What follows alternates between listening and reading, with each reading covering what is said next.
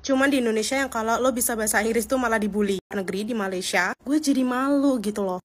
Kayak aku tuh baru belajar bahasa Inggris ketika aku di sini loh. Malaysia sudah sangat dekat untuk disebut sebagai negara maju. Malaysia sudah menunjukkan kemajuan yang sangat signifikan. Di antara dua sungai yang mengalir sejak zaman penduduk pertama Kuala Lumpur, berdiri sebuah rumah Allah. Apa sih yang terlintas di pikiran kamu kalau aku nyebut negara Malaysia? Mungkin kamu masih ingat, dulu orang Indonesia tuh paling gak terima ya kalau Malaysia ngaku-ngaku budaya kita. Kalau ada yang bilang batik dari Malaysia, nasi goreng dari Malaysia, kita langsung protes rame-rame. Malaysia sudah jauh melampaui Indonesia. Assalamualaikum warahmatullahi wabarakatuh. Apa kabarnya sahabatku semua? Ya, negara tetangga kita menunjukkan perkembangan yang begitu sangat luar biasa. Dari segi industri manufakturnya, Malaysia juga sangat maju ke hadapan ya. Kemudian sistem pendidikannya, kesehatannya tidak perlu diragukan lagi. Memang Malaysia jauh lebih unggul. Video ini sebagai bentuk informasi sahabat-sahabatku semua. Dan orang Indonesia ketika berada di Malaysia juga dibuat kaget. Kenapa?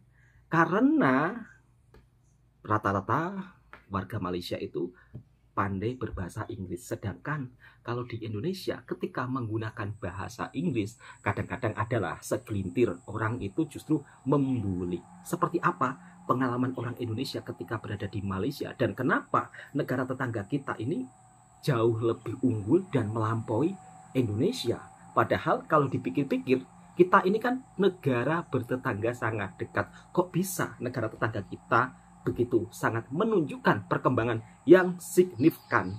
Langsung kita reaction videonya bersama-sama. Cuman di Indonesia yang kalau lo bisa bahasa Inggris tuh malah dibully. Hai semua, perkenalkan nama gue Iftita, gue mahasiswa kedokteran di luar negeri. Ini tuh jadi alasan gue kenapa dulu tuh gak bisa bahasa Inggris. Karena gue lihat sekitar gue yang bisa bahasa Inggris tuh malah kena bully gitu. Malah kena terasingkan gitu dari orang-orang di sekitarnya. Dan setelah gue kuliah di luar negeri di Malaysia, gue jadi malu gitu loh. Kayak aku tuh baru belajar bahasa Inggris ketika aku di sini loh. Karena di Indonesia tuh kalau misalnya belajar bahasa Inggris malah dibully gitu loh. Dan itu tuh jadi salah satu alasan gue pengen kabur ke luar negeri tuh karena gue pengen banget bisa bahasa Inggris. Malaysia sudah sangat dekat untuk disebut sebagai negara maju. Malaysia sudah menunjukkan kemajuan yang sangat signifikan dalam berbagai sektor, termasuk manufaktur, keuangan, teknologi, dan sebagainya. Itulah sebabnya mereka secara resmi mendeklarasikan diri sebagai negara maju pada tahun 2025 ini. Nah, beberapa faktor yang mendukung yaitu pendapatan per kapita Malaysia yang mencapai hampir sekitar $12.000 pada tahun 2024. Itu sudah sangat mendekati pengklasifikasian negara maju menurut Bank Dunia. Pertumbuhan ekonomi yang sangat signifikan dalam beberapa tahun terakhir yang didukung oleh sektor manufaktur, minyak, gas, dan pertanian juga menjadi faktor yang sangat penting. Malaysia juga menjumpai stabilitas politik yang sangat mendukung pertumbuhan ekonomi dan investasi. Sistem pendidikan dan layanan kesehatan mereka juga sudah cukup baik. Nah, meskipun demikian, Malaysia masih memiliki tantangan dalam aspek kesenjangan pendapatan, sosial soal korupsi, dan produktivitas lapangan kerja. Secara keseluruhan, Malaysia sudah sangat dekat untuk menuju status sebagai negara maju. Menurut kalian, apa yang harus kita pelajari dari negara Malaysia, guys? Coba komen ya. Correct me if I am wrong. Thank you. Dibully menggunakan bahasa Inggris ketika berada di Indonesia. Mbaknya, seorang pelajar dari Indonesia yang menempuh pendidikan di Malaysia, justru merasa sangat malu apabila ketika berada di Malaysia ternyata mbaknya ini, ya bisa dibilang beliau ini katanya seolah-olah baru belajar bahasa Inggris karena di Indonesia tidak terbiasa. Bahkan ketika ada yang menggunakan bahasa Inggris justru dibully. Ini memang agak aneh ya. Jadi kadang-kadang segelintir orang kita apabila ada seseorang tersebut ingin mengembangkan bahasanya, kadang-kadang sok-sokan sih pakai bahasa Inggris segala. Padahal bahasa Inggris ini sangat penting untuk di dunia internasional, sahabat-sahabatku semua. Tidak sampai di situ saja, ternyata negara tetangga kita Malaysia ini juga semakin dekat untuk menjadi sebuah negara maju. Nah, kalau dari pengalaman saya lihat ya, dari tahun ke tahun memang mungkin bisa kita lihat secara faktanya ya, ringgit Malaysia itu penukarannya dari tahun ke tahun tuh semakin naik. Sedangkan rupiah kalau saya lihat dari tahun ke tahun itu semakin melemah. Ya mungkin beberapa faktor ya kenapa rupiah kian dari tahun ke tahun makin lemah ya, makin melemah ya, karena nggak perlu saya jelaskan ya.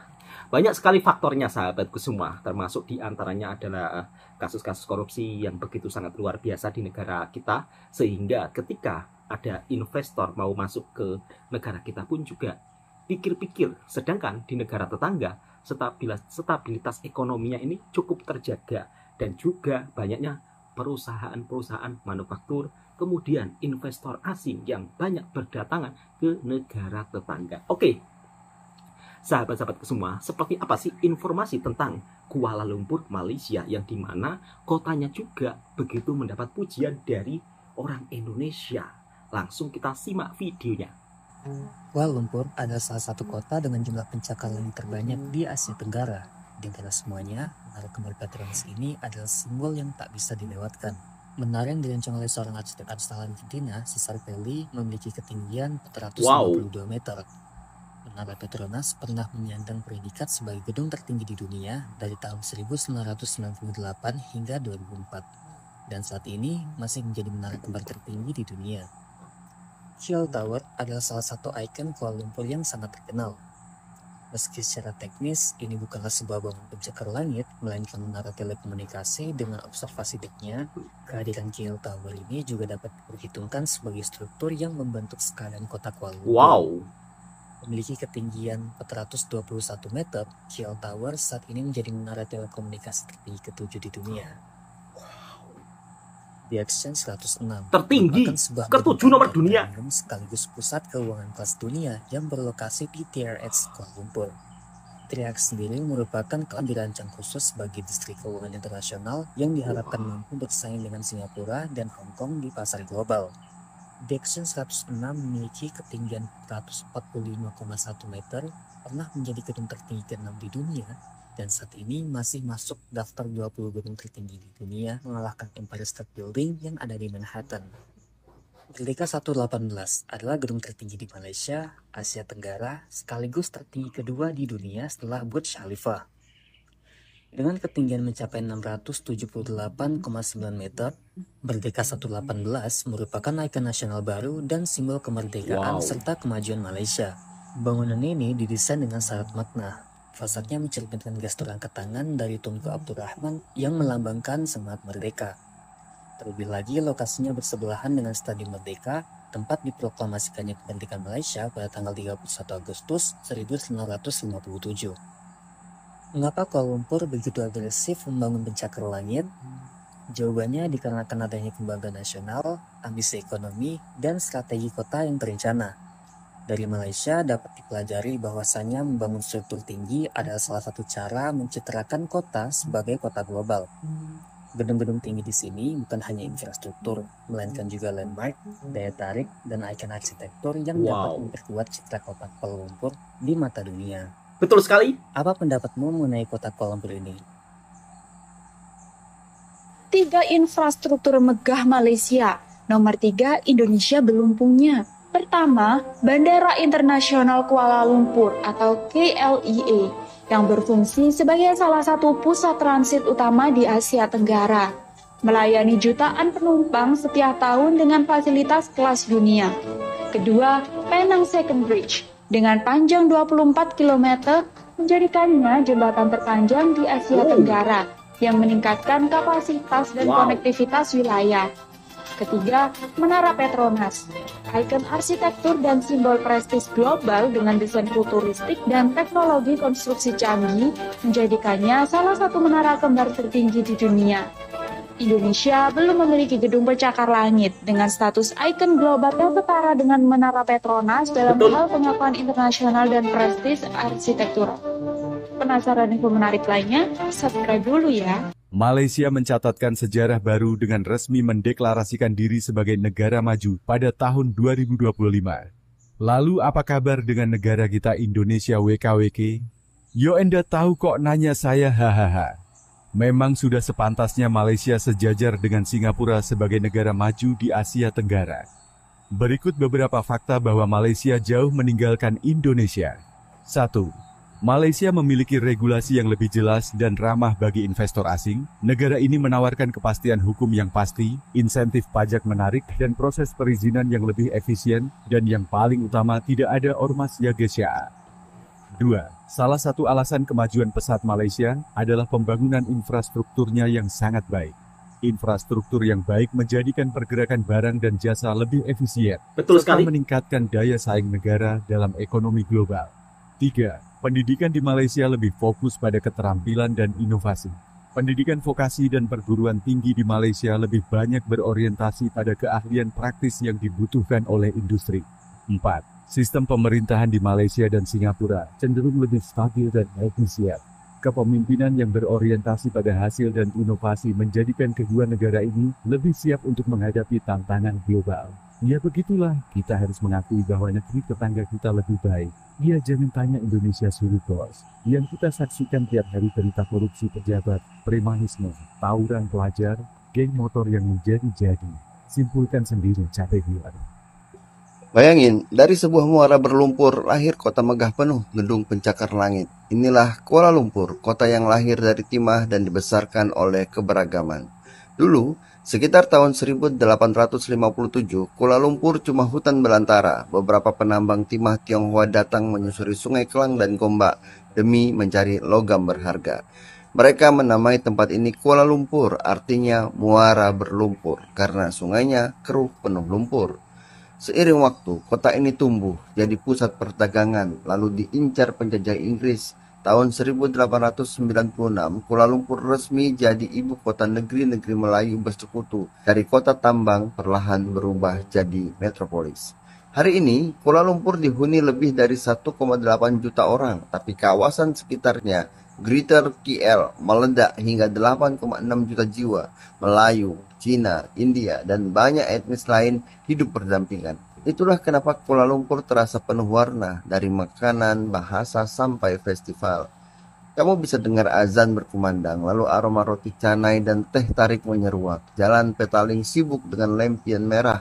Masjid Jami' berdiri megah di tengah hiruk-pikuk kota. Dari lumpur jadi kota modern, Kuala Lumpur bukan cuma deretan gedung tinggi, ia adalah kisah keberagaman yang terus hidup sampai hari ini. Udah pernah ke sini atau ada tempat di Kuala Lumpur yang paling kamu suka? Tulis di kolom komentar ya.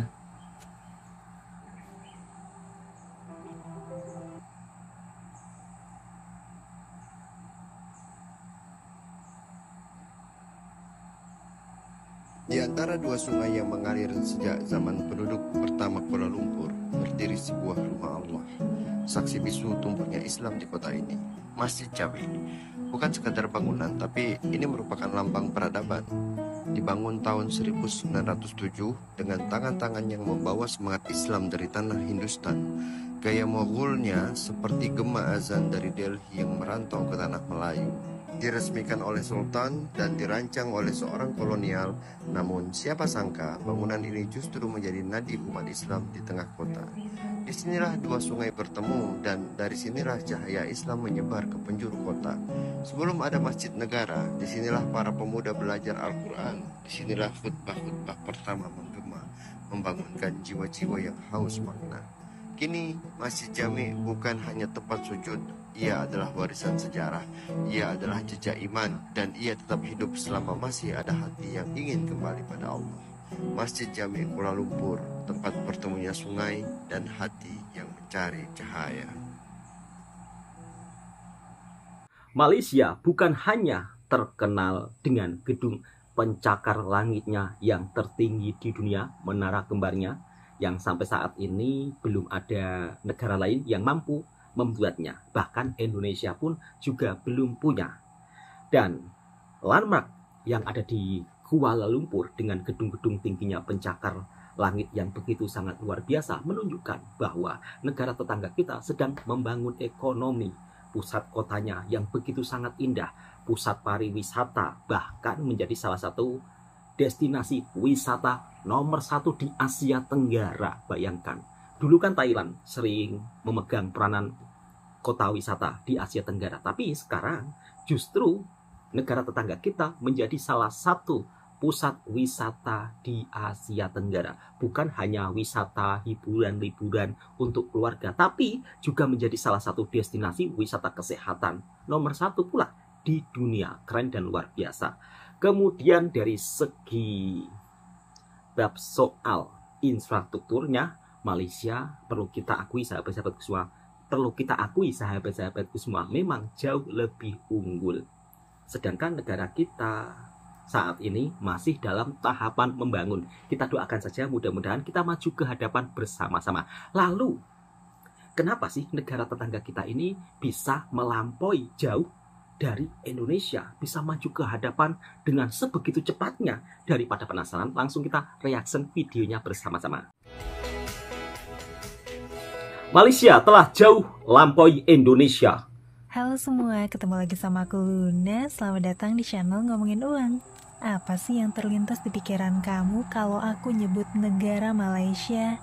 Mungkin kamu masih ingat, dulu orang Indonesia tuh paling gak terima ya kalau Malaysia ngaku-ngaku budaya kita.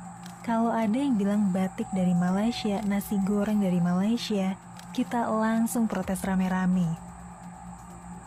Karena di hati kecil orang Indonesia, Malaysia itu seakan-akan negara yang lebih kecil dari Indonesia.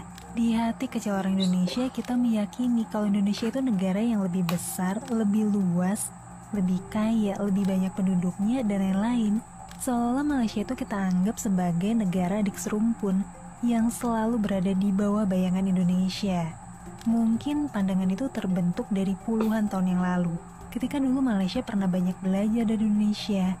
Tapi sadar gak sih, dalam 10 tahun terakhir, negara Malaysia itu udah jauh meninggalkan Indonesia. Jauh, pendidikan kita ditinggal jauh. Kesejahteraan rakyatnya lebih tinggi, fasilitas kesehatannya lebih baik, dan biaya berobatnya jauh lebih murah. Peluang karir dan gaji lebih tinggi, kepastian hukum dan iklim investasi lebih solid. Peluang buka usaha dan bisnis di Malaysia juga lebih nyaman dan nguntungin daripada Indonesia. Bahkan rencananya, sebentar lagi Malaysia bakal mendeklarasikan diri mereka sebagai negara maju, bukan negara berkembang lagi. Wah, emang bener ya Malaysia udah semaju itu dan melampaui Indonesia? Yuk kita bahas bareng-bareng. Pertama kita bahas dari sisi pendidikan. Dulu di tahun 1960-an, sisi pendidikan, Malaysia itu sempat kekurangan guru. Sampai harus impor ribuan guru dari Indonesia, terutama guru-guru dari Sumatera dan Jawa. Mereka ditempatin di Johor dan Sabah buat bantuin Malaysia memperbaiki kualitas pendidikannya. Saat itu Malaysia banyak belajar dari sistem pendidikan Indonesia. Tapi sekarang keadaannya berbalik. Kuala Lumpur dinobatin sebagai kota pelajar terbaik di Asia Tenggara. Dan ada 5 universitas terbaik Malaysia yang masuk top 200 universitas terbaik dunia. Sementara Indonesia gak ada satupun universitas yang menyentuh ranking 200 besar dunia. Terus skor PISA 2022 juga nunjukin nih, kalau pelajar Malaysia jauh lebih unggul dalam pelajaran dasar, kayak matematika, sains, dan membaca dengan selisih poin yang signifikan. Ironis ya, padahal dulu mereka belajar dari kita. Sekarang kualitas pendidikan Malaysia jauh di atas kita. Kita lanjut bahas dari sisi kerja dan kesejahteraan pekerjanya. Yang pertama, upah minimum di Malaysia saat ini ditetapkan sebesar Rp1.500 Malaysia per bulan, atau sekitar salah. Di Indonesia upah minimum bervariasi ya antar provinsi. Kalau kita ambil rata-rata UMP nasional tahun 2024, angkanya ada di kisaran Rp3,1 juta per bulan. Tapi di beberapa daerah bisa lebih rendah dari itu. Tingkat kemiskinan ekstrim di Malaysia kecil banget, cuma di bawah 1%. Di Indonesia masih ada lebih dari 25 juta orang yang hidup di bawah garis kemiskinan. Di Malaysia, pengangguran mereka turun ke 3%, angka terendah dalam 10 tahun terakhir. Dari total angkatan kerja mereka yang jumlahnya 17,3 juta orang, ada sekitar 525.000 orang yang nganggur, sementara pengangguran di Indonesia ada di angka 4,8%. Dari total angkatan kerja 153 juta orang, artinya ada 7,3 juta orang yang nganggur di Indonesia. Itu tuh baru yang tercatat, aslinya kemungkinan besar jauh lebih banyak. Yang menarik, tenaga kerja berpendidikan tinggi di Malaysia lebih banyak diserap nih ke sektor formal dan profesional. Artinya apa? Peluang buat tumbuh dalam karir di sana jauh lebih terbuka. Dan gak cuma jadi pekerja kasar atau buruh pabrik. Di Indonesia gimana? Banyak sarjana yang malah berakhir kerja di sektor informal tanpa jenjang karir yang jelas. Sekarang kita lanjut bahas tentang aspek kesehatan. Kamu tahu gak sih, di banyak rumah sakit di Penang, hampir 80% pasien asingnya berasal dari Indonesia. Pertanyaannya, kenapa banyak orang Indonesia rela pergi ke luar negeri cuma buat berobat? Ya jawabannya jelas ya, karena kualitas pelayanan medis di Malaysia itu jauh lebih bagus, profesional, dan biayanya juga lebih murah. Konsultasi dokter umum di Malaysia itu cuma sekitar Rp160.000, dan konsultasi dokter spesialis di Malaysia bisa cuma sekitar Rp600.000. Dengan pelayanan yang super cepat, janjian tepat waktu, alat medis canggih, diagnosa yang akurat, tindakan yang tepat, dan gak perlu antar lama dengan segala keribetan administrasinya. Kalau ngomongin soal kualitas pelayanan medis, Malaysia ini bukan cuma jauh lebih unggul dari Indonesia, tapi udah jadi destinasi tujuan berobat internasional yang mendatangkan pasien dari seluruh dunia. Setiap tahun, Malaysia nerima lebih dari 1 juta pasien internasional dari berbagai negara. Dan ini jadi salah satu sektor strategis ekonomi mereka. Sekarang yuk kita bahas tentang iklim investasinya. Kalau kita inget-inget, dalam 5 tahun terakhir, ada banyak petinggi perusahaan teknologi dunia yang datang ke Indonesia, bikin headline di media, dan langsung ditemenin sama para menteri. Malaysia telah jauh melampaui Indonesia.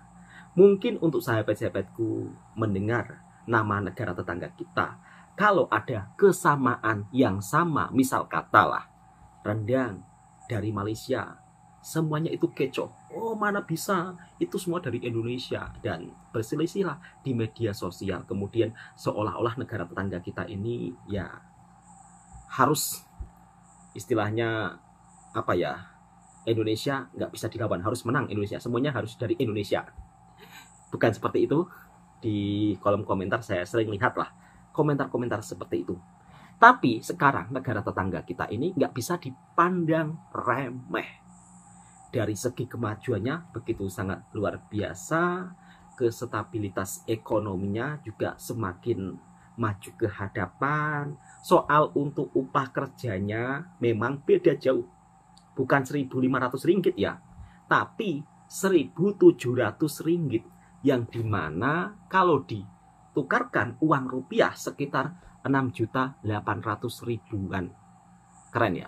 Jadi setiap pekerja itu 1 bulannya bisa dapat 6.800.000-an. Itu belum termasuk overtime. Biasanya kalau pekerja kilang lagi banyak gajinya. Biasanya yang sering saya jumpai teman-teman yang bekerja di sini. Jadi ada info yang salah. Kemudian katanya Malaysia dulu belajar dari Indonesia. Tapi kenapa kok bisa?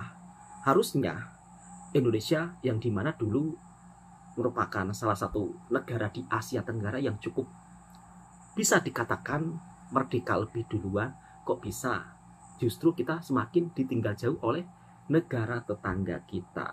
Nggak ada calo, nggak ada pungli. Ya memang itu sangat benar. Oke, langsung kita lanjut ke video. Langsung kita reaksi bersama-sama. Sama para menteri. Tapi setelah itu, apa mereka investasi besar-besaran di sini? Bangun pabrik, pindahin supply chain? Sayangnya enggak.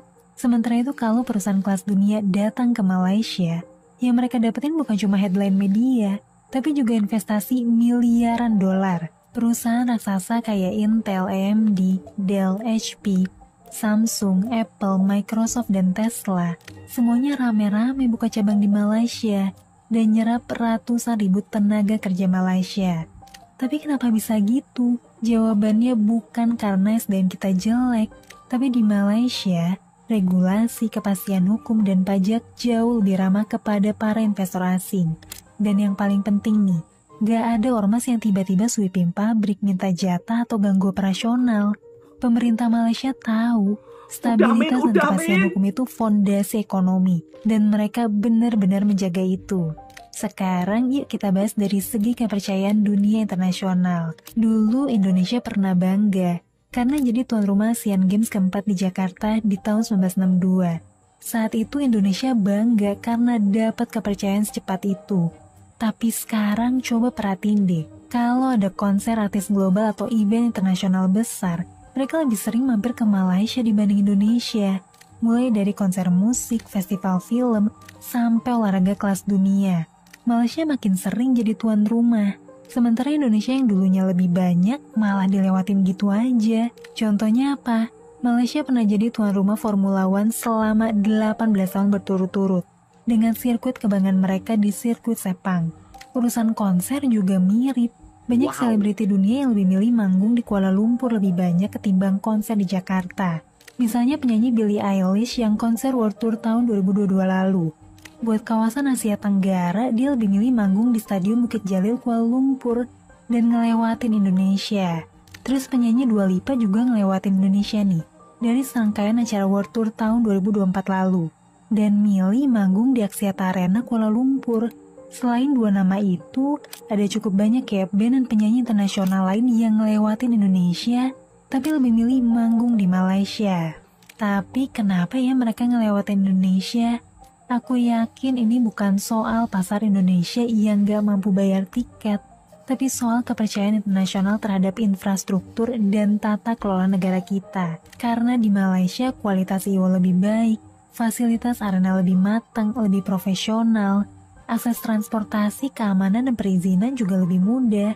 Singkatnya, kalau dunia lagi nyari tempat manggung di Asia Tenggara, mereka pilihannya antara Singapura atau Malaysia aja, sementara Indonesia belum dapat kepercayaan itu.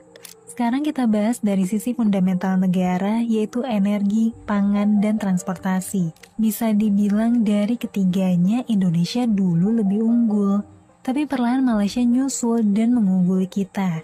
Misalnya dulu ketika Petronas baru dibentuk, mereka tuh sempat nih belajar langsung ke Pertamina tentang cara ngelola ladang minyak. Tapi sekarang, produksi minyak Petronas bahkan jauh melampaui Pertamina, dan tiap tahun kita malah beli minyak dari mereka. Terus tentang swasembada pangan. Di tahun 1984, Indonesia itu pernah bangga karena berhasil swasembada beras. Di masa yang sama, Malaysia masih harus impor dari negara tetangga. Tapi sekarang kondisinya kebalik. Tahun 2024, Indonesia justru impor beras 4,5 juta ton, 3 kali lebih banyak dari Malaysia. Terus dari segi transportasi, dulu kita bisa bangga ketika jalur kereta api pertama di Asia Tenggara dibangun di Semarang tahun 1867. Dulu bahkan kita ekspor gerbong kereta ke negara lain.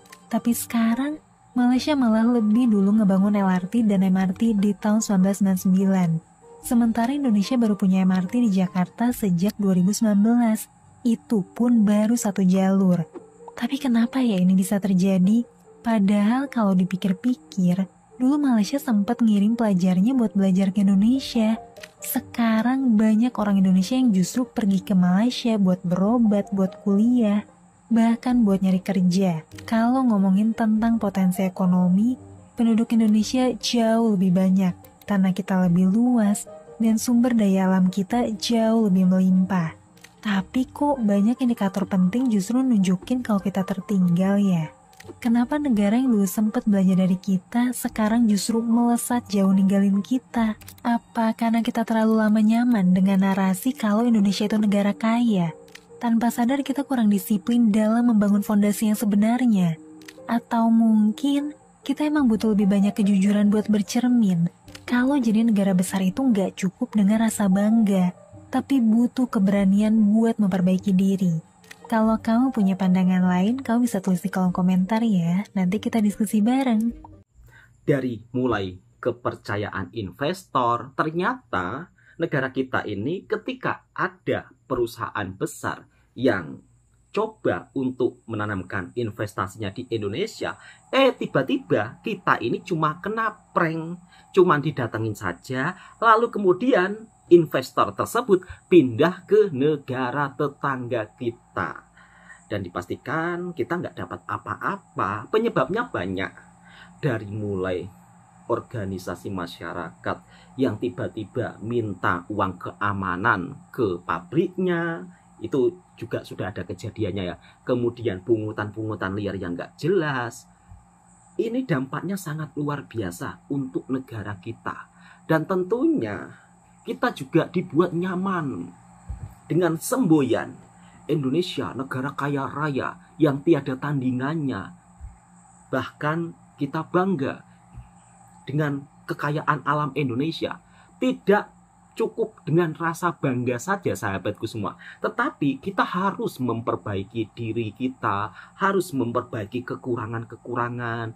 Dan apabila kita kadang-kadang ya, kalau dibandingkan dengan negara kita, kalau dibandingkan dengan negara tetangga kita, padahal sisi positif ya, itu kadang-kadang kita nggak terima. Malaysia kan ukurannya beda, padahal yang membuat negara maju itu bukan soal ukurannya, sahabat-sahabatku semua. Nah, di Malaysia dari segi pangannya, dari segi upah kerjanya, ya perlu kita akui juga Indonesia kalah. Dan mudah-mudahan kedepannya kita juga bisa seperti mereka. Oke, cukup sekian. Mudah-mudahan informasi ini bisa memberikan informasi yang bermanfaat buat sahabatku semua.